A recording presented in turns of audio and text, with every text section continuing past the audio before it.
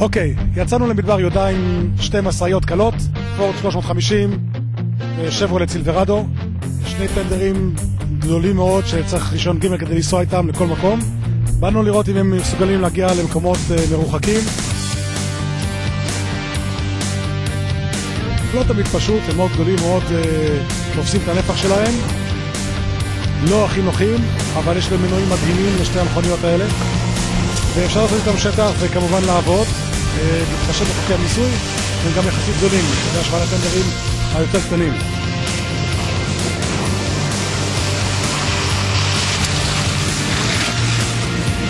את המבחן המלא והתוצאות תוכלו לקרוא בגיליון רגב השטח בחודש הקרוב.